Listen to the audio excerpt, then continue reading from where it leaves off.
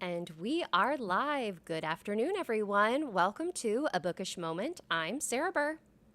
And I am J.C. Kenney, and happy Baby Friday, folks. And if you'll excuse me, I got a Christmas present yesterday from our fabulous, wonderful guest. So I'm going to open it and enjoy it. So, Sarah, y'all can go ahead, and I think it's time to get bookish. I think so. And I was trying to figure Mm, out is it like let's get cookie-ish, or because we yeah, are going to there be you go. talking cookies, Christmas treats, and Yeah. more today with our delightful guest Trixie Silvertale, who is a longtime friend of the show. Trixie Whoop, was whoop. a rock Yay! star, guys, in the preparation of this. We love getting books, we love reading about our guests and getting to experience their characters and all of that good stuff. But Trixie went above and beyond by sending us Christmas cookies. Yes, They she are did. and not only are Woo. they Christmas cookies, they are Linzer cookies in celebration of her brand new release out this week, Linzer Cookie Murder, which is book 3 in the Christmas Catastrophe series. So we're here to celebrate. JC and I are here to shove cookies into our face.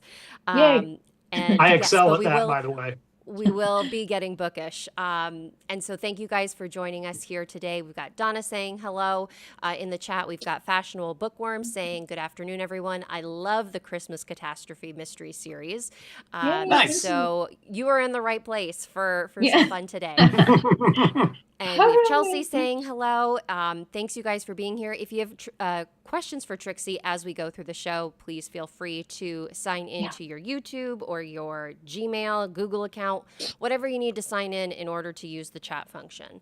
But for folks who may have missed you on the show before, Trixie, can you just tell us a little bit about your background? What maybe brought you to writing, and what rooted you in just loving to write cozy mysteries and cozy paranormal mysteries?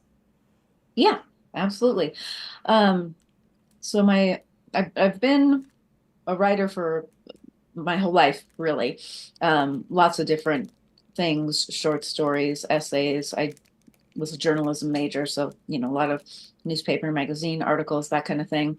Then I got into film and television. Um, actually ran a film school for several years, Oh, wow. and just really the process of filmmaking and the turnaround time and the schedules and that whole world Mm-hmm. was not something I wanted to spend my life in. So it was a fun excursion, side trip, side quest for those of you who play D&D. But it wasn't what I wanted as my main quest. Mm-hmm. And I started writing. I went with some different genres. I went with women's fiction. I went with some fantasy. And then I kind of came, I think I was at a writer's conference and I met a couple of authors who were writing cozy mysteries. And we started talking about it. And I'm like, I love that. I love everything about that. And then they started talking about the paranormal elements. And I'm like, okay, I love it more if that's possible. What do I need to do? And so we started talking about that. And then I started with the Mitzy Moon series. And I think that first book, Fries and Alibis, gosh, I must have worked on that for maybe 8 months, Mm-hmm. and I rewrote it 6 or 7 times, and kept having different people look at it and give me feedback, and it just took a while for Mitzi to take shape in my head. Mm. And then once I was in that world and I was living in Cherry Harbor, and I was just, I was releasing a book a month. It was just like I couldn't stop writing. It was crazy. And then I kind of started to get a little bit burned out, and I was like, okay, we're gonna back this down to a book every 6 weeks, and then we'll book every 2 months, and that was sort of where I was feeling more comfortable. Then we may have spoken of this before. We had a very devastating family tragedy, and I kind of stopped writing for maybe 6 or 9 months, like just completely stopped. And I had some books, banked. So I still had some books releasing, but I wasn't writing anything new. And I came back late last year, writing again in the Mitzy Moon spinoff series, Harper and Moon, Mhm. and writing in the Christmas Catastrophe Mystery series. And I continued with Harper and Moon and with Christmas Catastrophes this year. So it's been a little bit of a jolt in, kind of my flow. But I feel like things are moving in a better direction now, and I'm Mhm. starting to, come back to that place.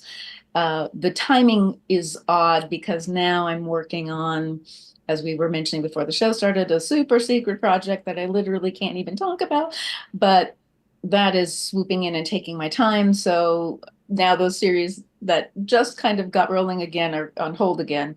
There'll definitely be another Christmas Catastrophe Mystery next year. I'll be wrapped up with my secret project, and I'll be back into that. But I'm hoping to also start a new series next year. So there's a few things that I'm juggling right now and just, kind of see how it all shakes out. You are amazing. That is so much fantastic. I don't want to say output, but fantastic creativity you have given us Thank you. these past number of years. And oh my God, that first cookie was fantastic. It's all I can do to stop from turning total cookie monster right now. Um, but so to prevent me from doing that, showing a little willpower, you mentioned Linzer Cookie Murder. Kitchen Yes, Catastrophes, book 3 is a total book baby. It came out like 2 days ago, so congratulations and thank tell us you. about it. Thank you. Yeah, the Christmas Catastrophe Mysteries, I've always, I mean, even before I wrote my first paranormal cozy, I've always wanted to write about Santa's daughter. And originally I thought I was going to do it in women's fiction and some kind of a rom-com thing, Hallmark movie type thing. And it just never happened. And it kept getting pushed back and pushed back and pushed back. And finally, I think it was 2023 when the first one came out, Peppermint Cookie Murder. Um, I was just like, this is perfect. I can write it as a cozy mystery, and she's gonna jump into the human world and try to start this bakery, and there's gonna be a murder, and all of these things transpiring. And it worked. It came out to be what I wanted, and I had so much fun developing a new little cozy town where Mhm. she would live and giving her a little furry sidekick that's really, an elder for Santa in disguise, kind of sent to spy on her. But of course, they end up, frenemies, kind of a thing, where he really does end up helping her and they build a relationship. But I like the concept of growing up as Santa's daughter and not wanting anything to do with delivering toys. Just having this huge weight of being the heir to the sleigh, and you don't want anything to do with it. So in this book, Linzer Cookie Murder, there is a disaster at the North Pole, and she has to return after 2 years of being away, being on her own, running her bakery, which is kind of being, is successful, and she's making it. But now there's this disaster with her father being deathly ill, and she E. has to return. So that was fun to send her back with the knowledge she has of the human world, and also having been gone for 2 years, the community hasn't forgotten her, but she's just not the princess of the North Pole that she once was for 115 years growing up there. So that was fun to get to write that. We have a question from Excuse the me. Fashionable Bookworm Okay. about, but want to preface it first with a comment saying, I love Cindy so much and how she is navigating the human world. How old is she in human years? Well, I don't know if I've done a separate calculation for that. Hmm. She's let's see, what's her makeup again? She's half elf, 1/4 human, 1/4 angel. So she's in this book, I believe, 117. And I didn't make any distinction between her elf slash human slash angel years and human years. So if 117. Gotcha. I would love to know why, because you had mentioned this when you were kind of queuing up the idea of, okay, I want to write about Santa's daughter. What was it about that concept that pulled you in from just like the get-go and trying to see like, okay, like where could I write? Like what genre fits for this Yeah. type of idea? Well, I always tend to want to write female characters Mm-hmm. who have to find their own inner strength and have to find um, they help themselves, but Mm-hmm. they have to learn to rely on other people, but not as a damsel in distress, more as, building a chosen family kind of thing. So I think that's probably, if a lit class were to sit back and look at themes, I think that would probably come up. Mm-hmm. So for me, the idea of, a female Santa, Cindy Claus, not being able to take herself out of this predictable future, this easy life with magic and royalty and, the North Pole at your disposal, and wanting to go into a obviously very different and difficult and unknown situation in the human world, and then finding again a chosen family, in that place, and being exposed to something she never thought she would be exposed to, which is death, and having to solve a murder. Those things just intrigued me. So for Mm-hmm. me, I love the genre, the cozy mystery genre, paranormal or otherwise. But the thing that interests me is finding the way to put my spin on it, Yeah. so that I'm enjoying what I'm writing, not just, okay, crank out another book, trope, trope, trope, publish. I want there to be something in there that is unique to my vision and Mm-hmm. my take on the genre. So I think that answered your question. It did, yes. And so that kind of tees up a question that I've got. Of course, Cindy is real because this is a holiday episode we're airing. We believe in all good things. So, but I'll admit, before your books, I had not heard of Cindy. I mean, growing up, I watched all Santa, Mrs. Claus, and stuff like that. But honestly, until this series came along, I don't recall hearing about a Cindy Claus. So, can you tell me a little bit about how you and Cindy met? Well, again, it was an idea that I had played around with for a long time and tried out different names, but I wanted it to have um, the feel of Santa Claus. So when you say Cindy Claus, it just kind of feels like that. Hmm. So there were, I had some different ones that I played with, but it was really when I took a trip to Alaska and I became obsessed with Arctic fox.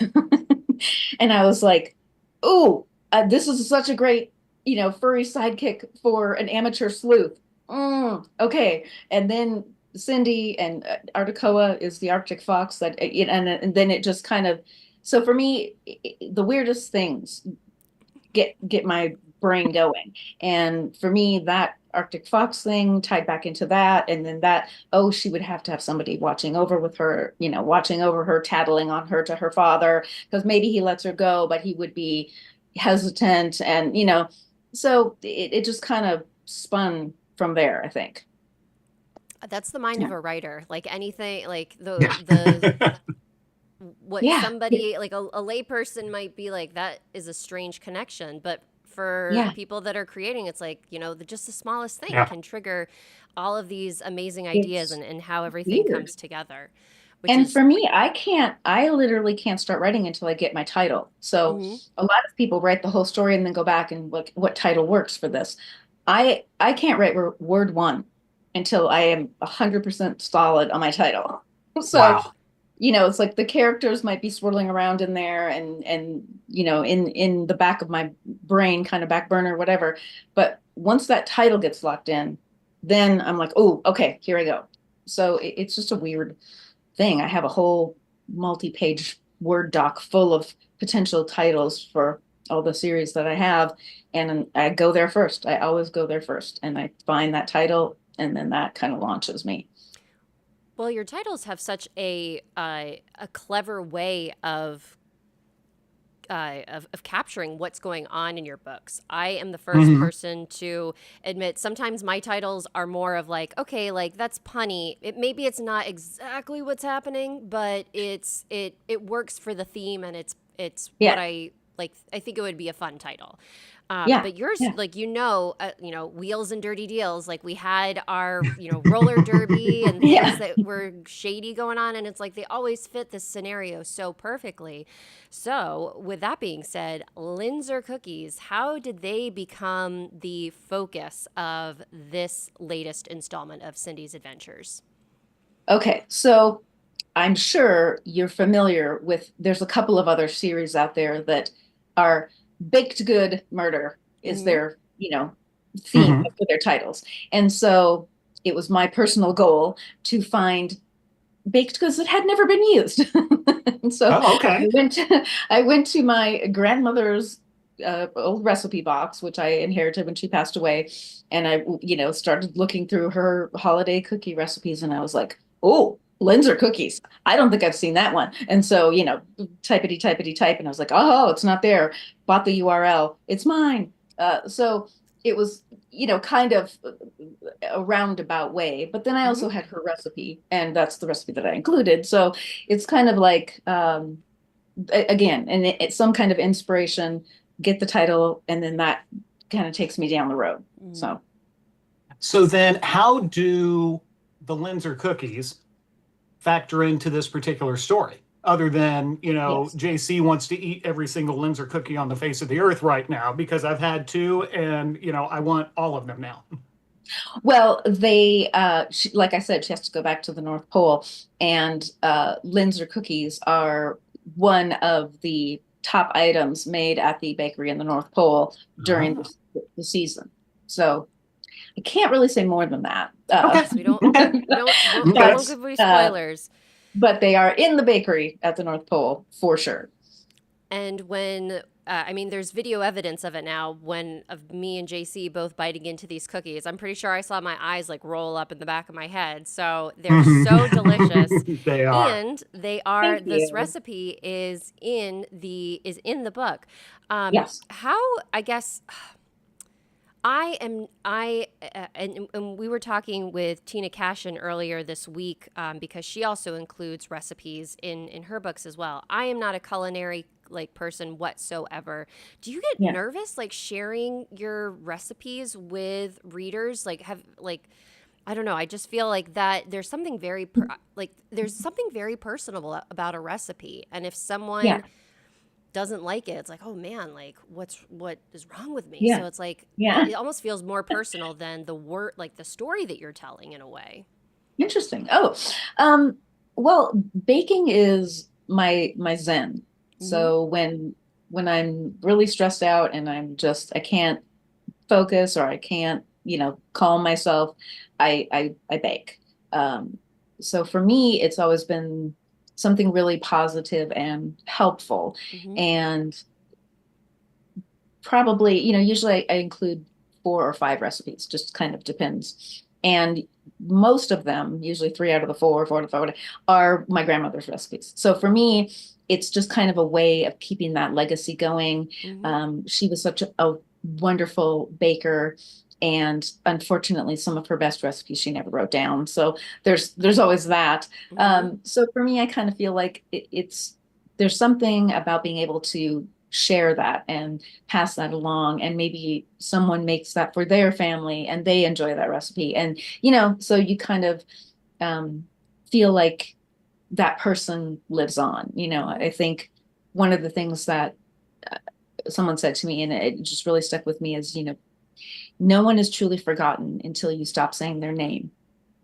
And for me, that, especially with everything I've been through in the last year or so, that is so important. So keeping the memories alive of people that you loved is just, I don't know, that brings me joy. Yeah.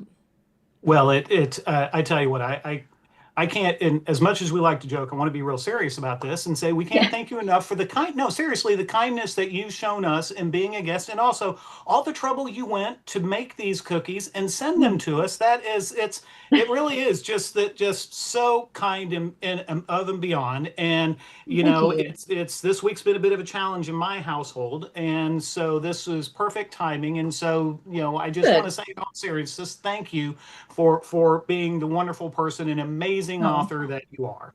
thank you. You're so welcome. I really appreciate that. Well, good. Yeah. So back to murder now. Almost knocked over my table. Yes, and then now back to murder.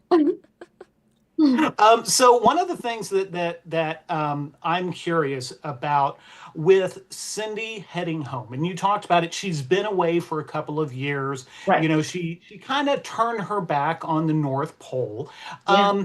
Again, without getting into the details, folks, go buy the book, read it, and then you can find out all this stuff yourselves. That's your Thank assignment you. for today.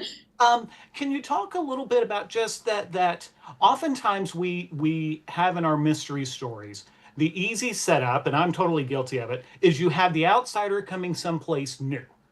And it's like, okay, they're the outsider, so it's like then something happens, and so they start, doing the investigation. Here we have something, and we've seen this dynamic also before, but you have, in your case, this young woman of privilege, let's be honest, Mhm. turns her back, and now she's back. So that can't be easy for her. Would you mind talking a little bit about that dynamic? Because Yeah. obviously we've got a murder case going on, but then there's got to be some other challenges that she's facing along the line too. Yeah, absolutely. I think the that feeling of returning home, I think a lot of people have experienced that. Maybe they went away to college, didn't get the job they thought they were going to get, boom, have to go back to the hometown, and you thought you were out, all the things that people think of you, all of the boxes that they were trying to make you fit in, and you thought you finally escaped that. So very similar for Cindy. She of course has to respond when her mother calls panicked, your father's terribly ill, kind of a thing. So she has to go home, but there's very different agendas with that returning home.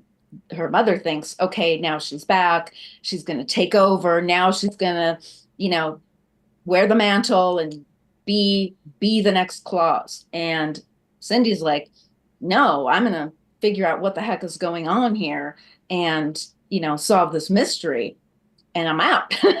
So they're definitely not in agreement on how things should move forward. So there's a bit of the butting of heads, and also, running into people from her past, and just having to navigate who she's become in the 2 years away from all of that influence, and prestige, and make a difference for her family, but still hold on to what she's come to cherish about her own independence. So a bit of a struggle for her.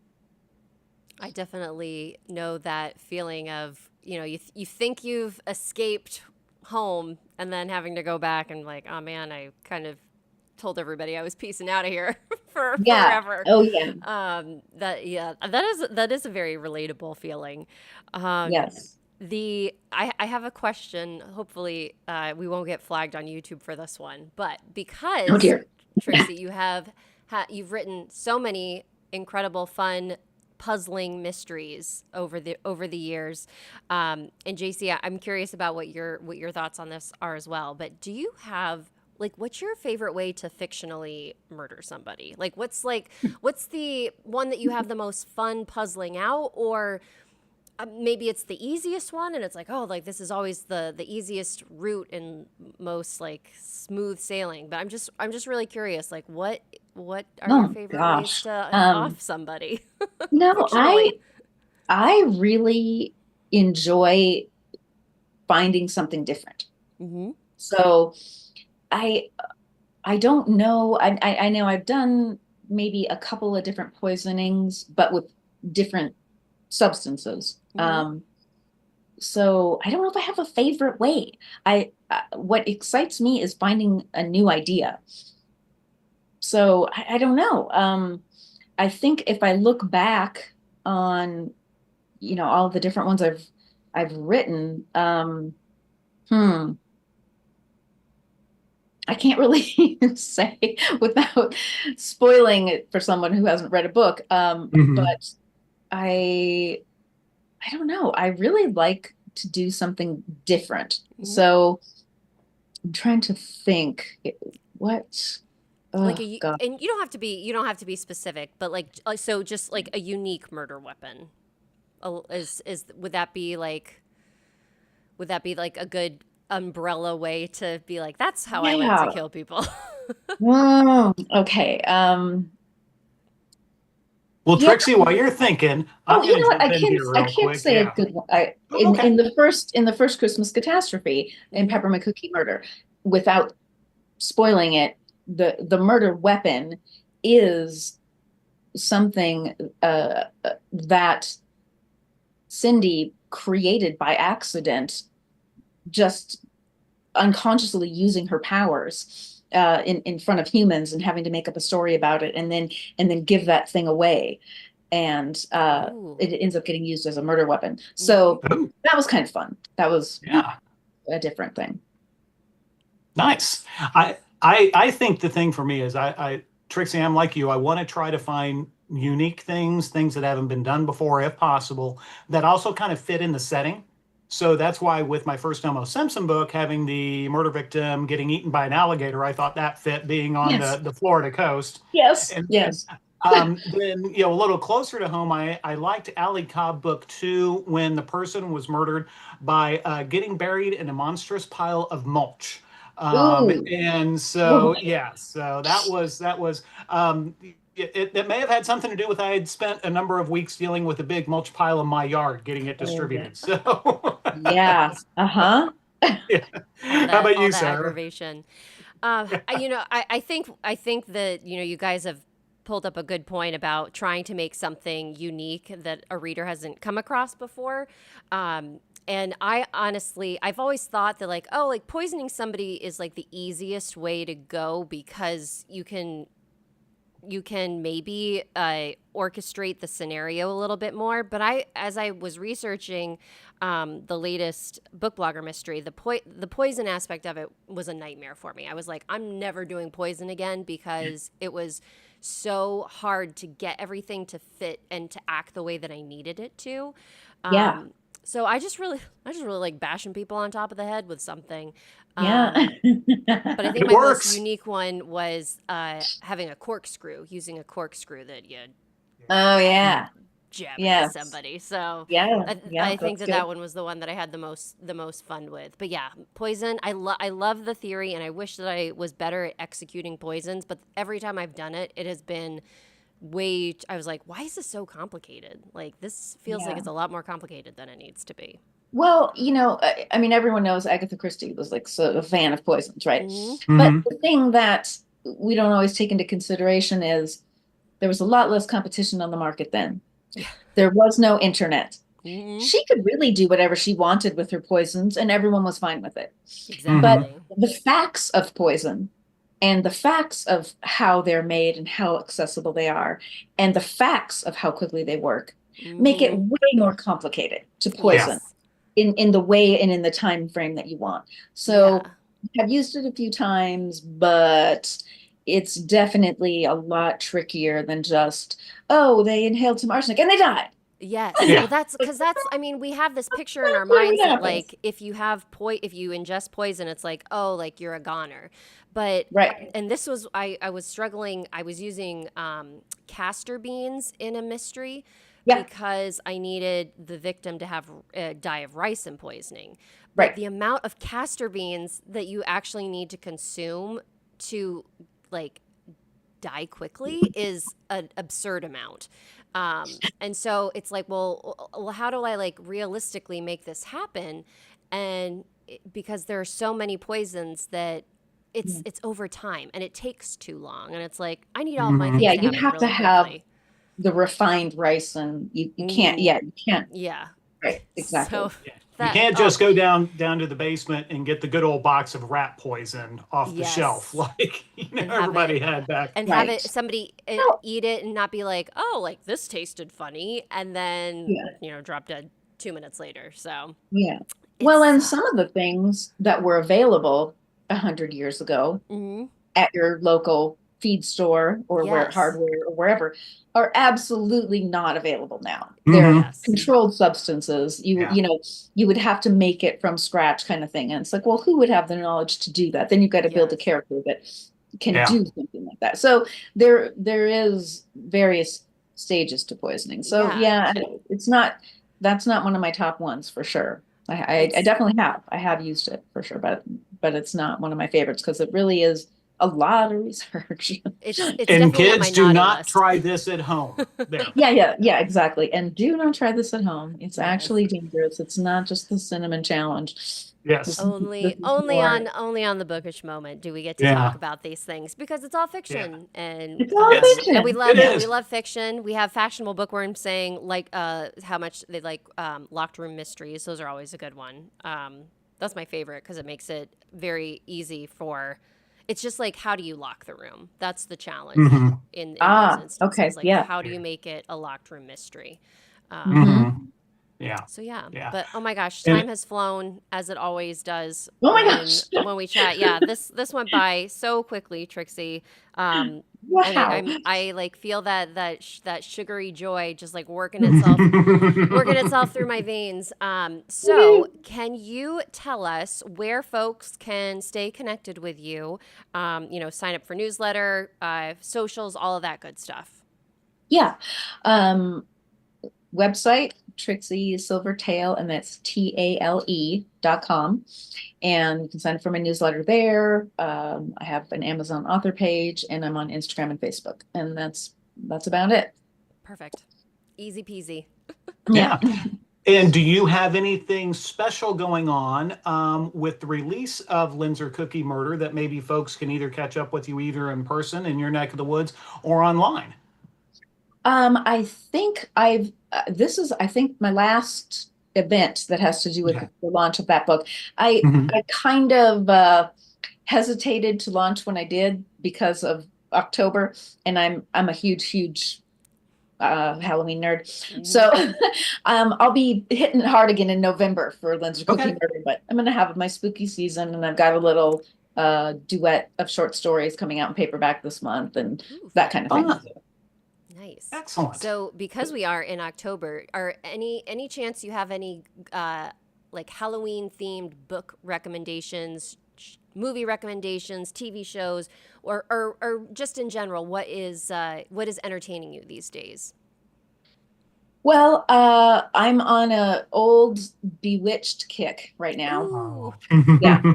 So it's quite funny how absolutely inappropriate some of their episodes are in today's current environment. But yes. the concept of when that show actually came on the air in 1964 in black and white, the idea of an independent woman leading a TV show was very unique. She still had to do all of the June Cleaver stuff, but there was an element of her independence that definitely didn't fit in the box of the time. Hmm. So for me, that was just kind of a unique thing to go back and revisit that. And especially with the spooky season, I thought that was a good fit. Yeah, that's I don't know. That's That is a great I love Yeah.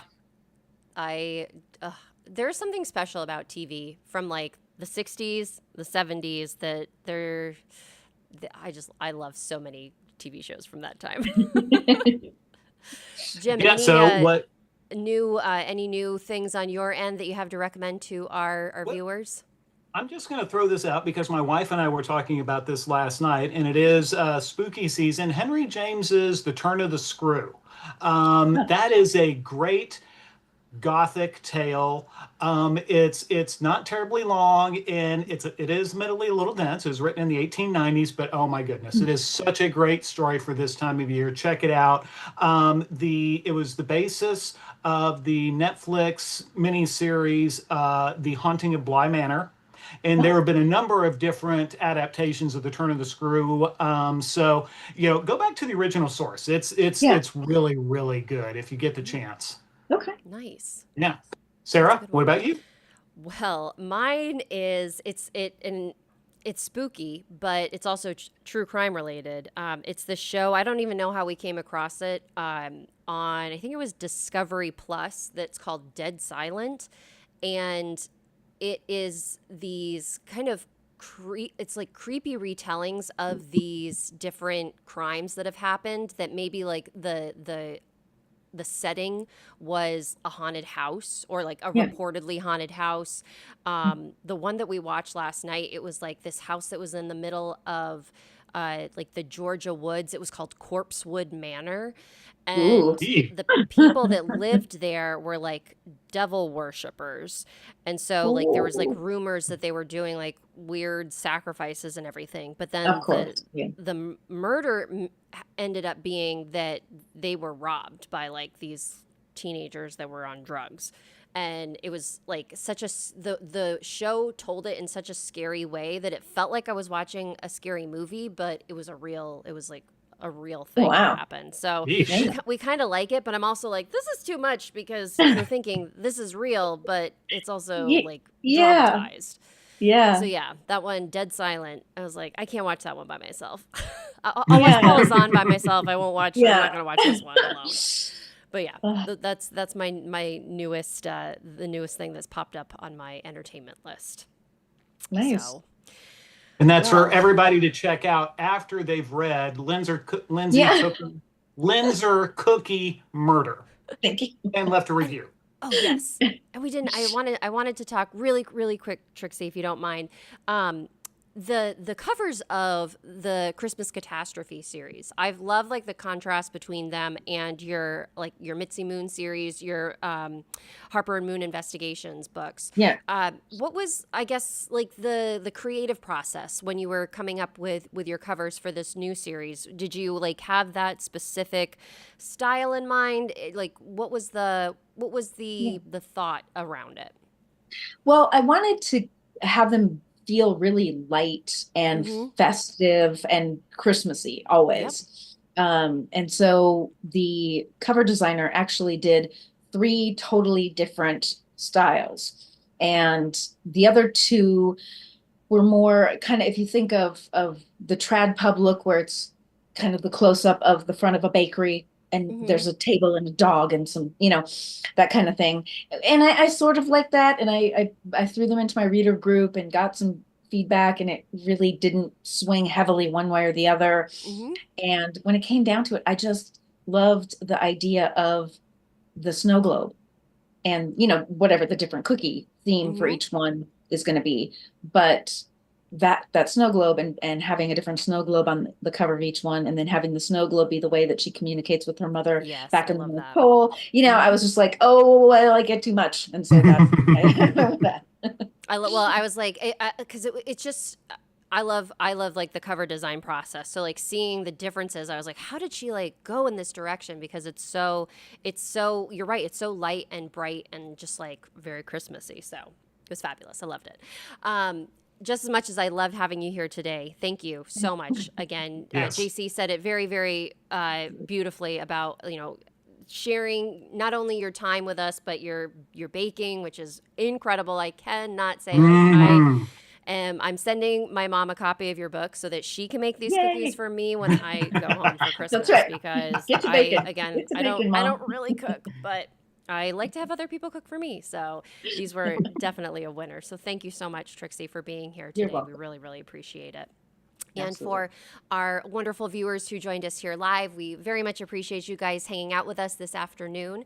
We will be back next week with I think we have 2 shows. I might be wrong, Yes, but I think we so. have 2 shows next week as well. So you can sign up for episode alerts on our Substack page. And yeah, everybody, thank you so much for being here. And stay bookish until we see you all again. Have a good one, everybody. Bye-bye. Bye.